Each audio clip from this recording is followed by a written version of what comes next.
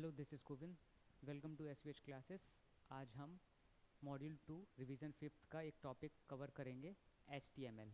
तो यहाँ पर हम एच टी एम एल के जो बेसिक्स हैं उनको देखेंगे और उसके जो एलिमेंट्स की जो इंट्रोडक्टरी नॉलेज है उसको लेंगे। ठीक है, तो स्टार्ट करते हैं। तो what is H T M L? Everyone knows H T M L stands for hyper text markup language. Okay, so what is hyper text and what is markup language? तो हम सभी को पता है कि जो H T M L language है वो आपकी वेब डिज़ाइनिंग के लिए सबसे पहली जो लैंग्वेज है यूज़ करने के लिए वो एच टी एम एल है। बिना एच टी एम एल को सीखे हुए हम वेब डिज़ाइनिंग को नहीं सीख सकते। तो वेब डिज़ाइनिंग के लिए हमको वेबसाइट क्रिएट करने के लिए वेब पेजेस की ज़रूरत पड़ती है, और वेब पेजेस का जो स्ट्रक्चर होता है उसको फॉर्म करने के लिए एच टी एम एल की ज़रूरत पड़ती है। तो एच टी एम एल एक ऐसी लैंग्वेज है जो हमारे वेब पेजेस को फॉर्म करती है। तो इसका क्या काम है? Making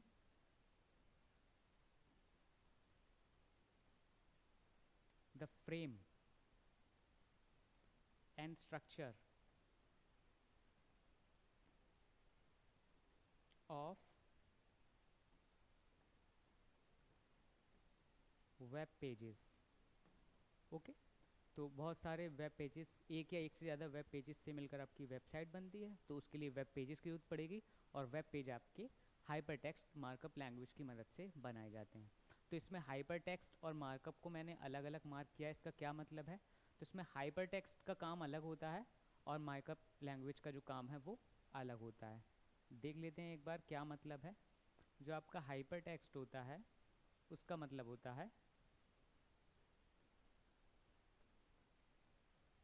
linking to the web pages. अब एक वेबसाइट में एक तो वेब पेज होता नहीं है, एक से ज़्यादा हो सकते हैं। एक पेज की भी वेबसाइट्स होती है, लेकिन आपके एक से ज़्यादा ही वेब पेजेस की वेबसाइट आपको नॉर्मली देखने को मिलेंगी। तो उन सारे ही वेब पेजेस को जोड़ने का काम कौन करता है? Hyper text. हाइपर टेक्स्ट हमारा दो वेब पेजेस को लिंक के थ्रू जोड़ देता है। ठीक, और जो मार्कअप लैंग्वेज है वो आपका वेब पेज का स्ट्रक्चर तैयार करती है। क्या करती है? Structure, tables, lists. ठीक है, ये जो एलिमेंट्स हैं उनको ये रन करती है आपकी मार्कअप लैंग्वेज। ठीक है, तो हाइपर टेक्स्ट मार्कअप लैंग्वेज आपको क्लियर हो गया। ओके, इसके अलावा हमको पता होना चाहिए जो हाइपर टेक्स्ट मार्कअप लैंग्वेज है वो आपकी केस सेंसिटिव लैंग्वेज नहीं है। Not a case sensitive language. ठीक है, इसमें जो हम कोडिंग करते समय, इसकी स्क्रिप्टिंग करते समय हम ध्यान नहीं रखेंगे कि हमने h बड़ा बनाया है या y छोटा बनाया है, p बड़ा बनाया है। कोई भी अगर हम लिखते हैं इसमें टेक्स्ट, तो हम केस का जो भी यूज़ है वो बिना परेशानी के कर सकते हैं, क्योंकि ये आपकी केस सेंसिटिव लैंग्वेज नहीं है। ठीक है, हाँ, इसके साथ हम सीखेंगे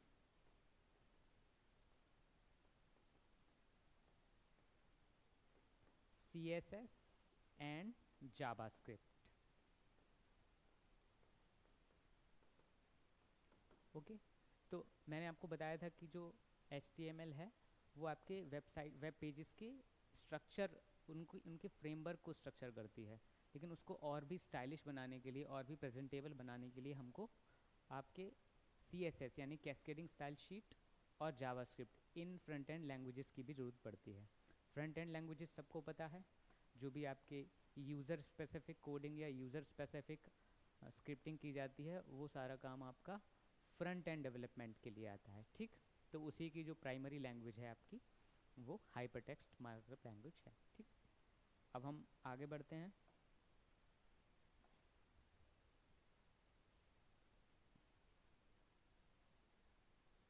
ठीक है, तो स्टार्ट करते हैं कुछ टर्म्स के साथ।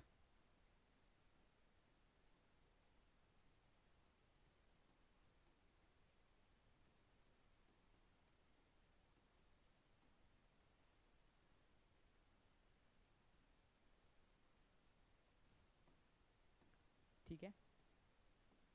तो सबसे पहले जो आपका होता है वो होता है आपका वर्जन। Version of HTML। फिर आपके होते हैं टैग्स। फिर आपके होते हैं एलिमेंट्स। ठीक है, एलिमेंट्स में भी दो टाइप के होते हैं, एक आपके होते हैं कंटेनर एलिमेंट्स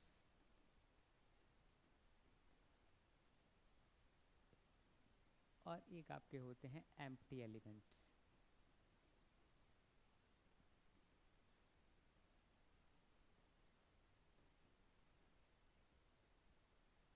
और होते हैं इसके सिंटैक्स।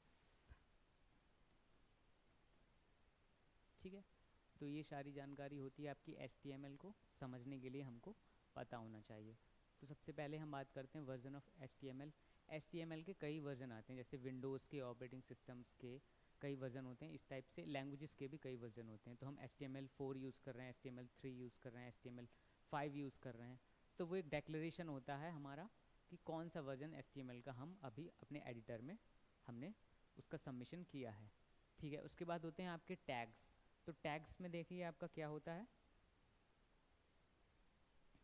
टैग्स में आपके होते हैं ओपन टैग और क्लोज टैग। ठीक, टैग्स के अंदर हम किनको रखते हैं, एलिमेंट्स को। तो ये जो एंगुलर ब्रैकेट्स का यूज़ करते हैं हम, इन्हीं को टैग बोला जाता है। इसके अंदर आपका एक एलिमेंट आता है, क्या आता है, एलिमेंट। और किसी भी टैग को क्लोज करने के लिए हम स्लैश का यूज़ करते हैं वहाँ पर और टैग को क्लोज कर देते हैं। तो कंटेंट को लिखने से पहले हम टैग को ओपन करते हैं और फिर कंटेंट लिखते हैं, उसके बाद उस टैग को हम क्लोज कर देते हैं। और ध्यान रखिएगा, जब भी हम टैग को क्लोज करें तो हमेशा किसका यूज़ होता है, फॉरवर्ड स्लैश का यूज़ होता है। किसका, फॉरवर्ड स्लैश। स्लैश दो टाइप का होता है, फॉरवर्ड स्लैश और बैकवर्ड स्लैश। बैकवर्ड स्लैश का यूज़ नहीं कर सकते। ठीक है, ये होता है बैकवर्ड स्लैश।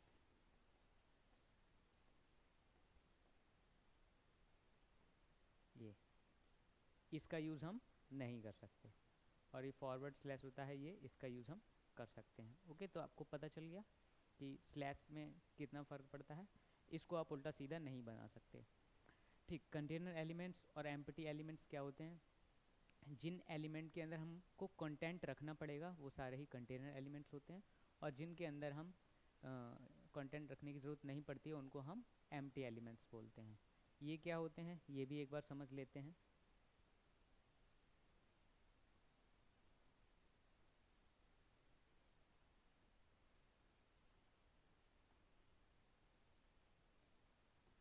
ठीक है, जैसे कि आपका हेड,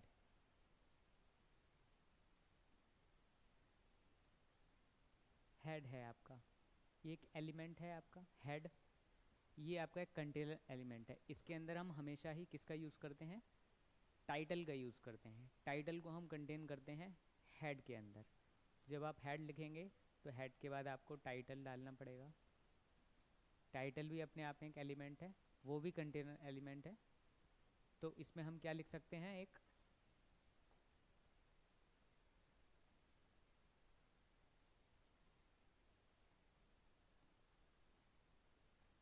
ठीक है, तो इसमें हम हमेशा क्या लिखते हैं, एक टाइटल ज़रूर लिखा जाता है HTML का। वो होता है, हम कुछ भी लिख सकते हैं, माई HTML डॉक्यूमेंट। ओके, और टाइटल टैग को अब हम बंद कर देंगे। ठीक है, तो ये जो मैंने लिखा है माई HTML डॉक्यूमेंट, ये इसका टाइटल है। ये कभी भी हमको शो नहीं होता है। ये जो डेटा होता है वो एक टाइप का, हम इसको बोलते हैं मेटा डेटा। क्या बोलते हैं, मेटा डेटा। ये ब्राउज़र के लिए होता है। किसके लिए होता है, ये ब्राउज़र के लिए। ब्राउज़र को इसकी ज़रूरत पड़ती है हमको जो भी वेब पेज है उसको शो कराने के लिए, लेकिन ये हमें विजिबल नहीं होता है, ये ब्राउज़र के एड्रेस बार में होता है, वहाँ पर हमको ये विजिबल होता है। तो ये मेटा डेटा होता है, इसकी ज़रूरत पड़ती है टाइटल के लिए। तो इसके बाद हम क्या करेंगे, हेड को क्लोज कर देंगे। तो ये एक एग्जांपल था कि कौन से आपके कंटेनर एलिमेंट होते हैं, कौन से नहीं। तो टाइटल के अंदर ये जो हमने कंटेन किया है मैटर को, तो इसलिए कंटेनर एलिमेंट है। हेड एलिमेंट है, इसके अंदर हमने टाइटल को कंटेन किया है, तो ये भी आपका कंटेनर एलिमेंट है। ओके,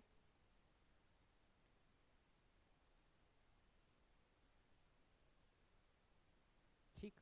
इसके बाद हम बात करते हैं एम्प्टी एलिमेंट्स की। तो जो एम्प्टी एलिमेंट्स हैं वो कौन से होते हैं आपके, देखिए जैसे कि एम्प्टी एलिमेंट्स ये जो आपके हो गए, एच आर एलिमेंट है, ये क्या करता है, इसका क्या रोल होता है, ये एक टाइप का हॉरिजॉन्टल ब्रेक दे देता है। क्या देता है, हॉरिजॉन्टल ब्रेक का मतलब एक हॉरिजॉन्टल लाइन ड्रॉ कर देता है। आपका कोई भी डेटा लिखा हुआ है ए, उसके नीचे एक हॉरिजॉन्टल लाइन वेब पेज पे क्रिएट करके दे देगा।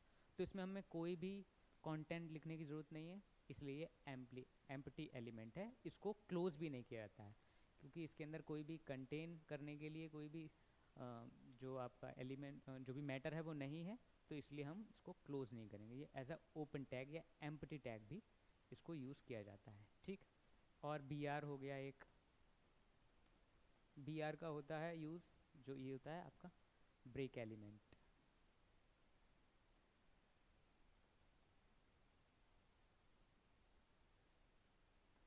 ठीक। इसका क्या यूज़ होता है, ये भी जो आपका मैटर लिखा रहता है HTML वेब पेज की स्ट्रक्चर में, उसमें एक ब्रेक दे देता है आपका, ठीक। तो इसका भी यूज़ जब हम करेंगे तो देखेंगे इसको कोडिंग में। और अभी हम क्या देखते हैं कि इसमें कोई भी मैटर नहीं लिखा जाता है, तो ये आपके हो गए एम्प्टी एलिमेंट। ओपन टैग्स आप समझ चुके हैं, जो टैग आप ओपन करते हैं उसमें आप मैटर का यूज़ करने के बाद उसको क्लोज कर देते हैं, तो उसको क्लोज टैग बोलते हैं, ये आपके टैग कहलाते हैं। एलिमेंट्स आपके कई टाइप के होते हैं, कंटेनर एलिमेंट्स होते हैं आपके, एम्प्टी एलिमेंट्स होते हैं। जो कंटेनर एलिमेंट्स होते हैं उनको आपको क्लोज करना होता है, ठीक है। तो एक मैं स्ट्रक्चर बता देता हूँ आपको सिंपल HTML का।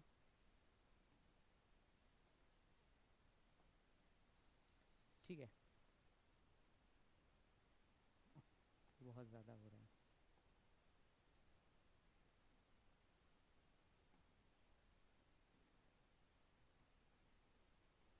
HTML ये टैग मैंने यहाँ पर ओपन किया है। इसके बाद किसी भी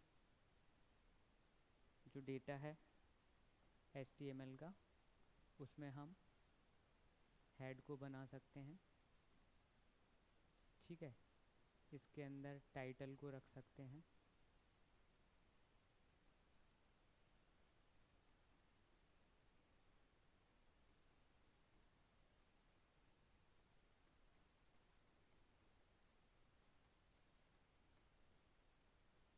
इसके बाद हम हेड को क्लोज कर सकते हैं,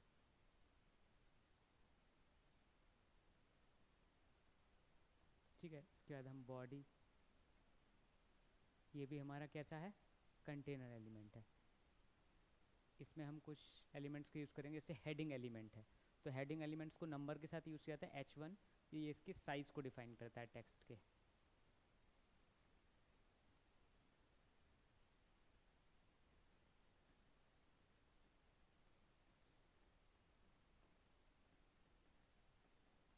ठीक है, इसको हम क्लोज करते हैं इस टाइप से, ठीक। दूसरा हेडिंग अगर हम डालते हैं H2, ये साइज़ में छोटा आएगा, इसमें भी हम यही लिखते हैं। ये फॉर एग्ज़ाम्पल मैं आपको बता रहा हूँ, ठीक है। इसके बाद हम बॉडी को क्लोज कर सकते हैं, बॉडी टैग क्लोज हो गया। इसके बाद हम HTML को क्लोज कर सकते हैं, ठीक है।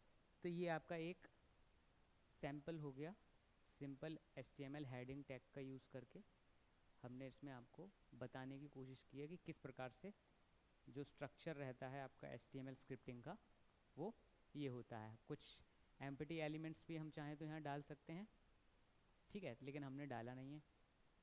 यहाँ पर देखिए, हम यहाँ पर एक एम्प्टी एलिमेंट डाल देते हैं, यहाँ पर एक HR डाल सकते हैं, ठीक। तो तो ये जो आपका वेब पेज पर शो करेगा, बाद में हम जब कोडिंग की क्लासेस लेंगे तब विस्तार से समझाएंगे, अभी आप समझ लीजिए ये जो आपका आएगा।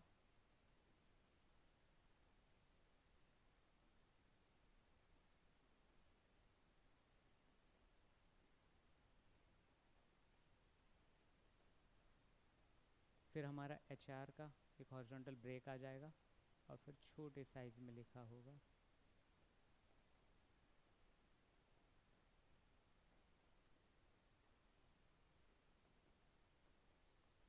ठीक है, इस टाइप से हमको शो होगा।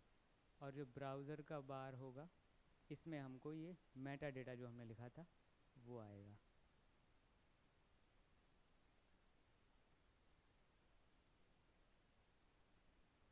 ठीक है, तो इस टाइप से ये शो होगा। लेकिन इसके पहले एक प्रोसेस आप ध्यान रखिए, हमको फाइल को सेव करना पड़ेगा। सेव, और जो फाइल का नाम है उसको एक एक्सटेंशन के साथ सेव करना पड़ेगा। वो एक्सटेंशन आपका हो सकता है .html या फिर .htm। ओके, इस एक्सटेंशन के साथ आप जब फाइल को सेव करेंगे तो वो एज अ ब्राउज़र फाइल आपकी सेव हो जाएगी।